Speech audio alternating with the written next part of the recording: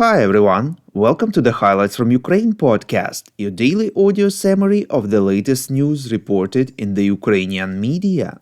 My name is Artem and here is the news. For 636 days, Ukraine stands strong against the forces of the Russian invasion. In his evening video address, President of Ukraine Volodymyr Zelensky informed that a regular meeting of the Ukraine Defense Support Group, also known as Ramstein format, took place yesterday. According to him, during this 17th meeting, new packages of support for Ukraine were announced. These include shells and missiles, electronic warfare and drones, new capabilities for air defense.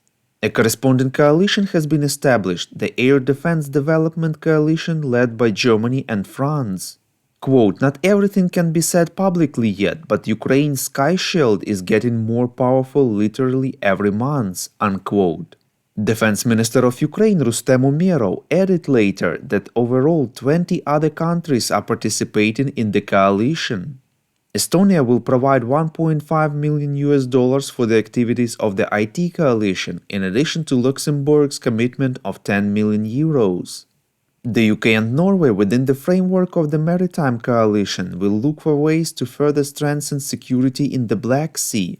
In addition, along with counterparts in Brussels, work will continue with the movement of Ukraine towards NATO. The minister stressed that the biggest and most powerful announcements that took place at the meeting are not for disclosure. In an interview with Fox News, President of Ukraine Volodymyr Zelensky said that a significant part of the funds for military aid to Ukraine will return to the United States through production and jobs, reports Ukrainska Pravda. The president said that, addressing the growing number of Americans who believe that money is better spent on their country's needs. Zelensky also talked about the gradual progress of Ukraine in the Black Sea. The head of state noted that Ukrainian defenders were successful in Crimea and the Black Sea, where they destroyed part of the Russian fleet. Zelensky also repeated his previous statements, saying that he was ready to talk to Donald Trump, who claimed he could very quickly secure a peace agreement for Ukraine. Quote, I'm ready. If he has a specific peace plan, he can share it with me. Yes, we can stop this war if we give Russia Donbas and Crimea. In my opinion, our country will not agree to such a peace plan. This is not a peace plan, unquote, Zelensky said. We would really appreciate if you could recommend us to your friends and family, as well as share information on social media. This way more people would learn about the podcast and truth about Russia's invasion of Ukraine. The Bulgarian parliament approved transfer of 100 written-off armored personnel carriers of the Ministry of Internal Affairs of Bulgaria to Ukraine, reports ICTV. The armored personnel carriers have been in storage of the Ministry of Internal Affairs of Bulgaria since 1980s. This is the first case when the Bulgarian side supplied Kyiv with armored equipment directly, not through mediators as it was doing before.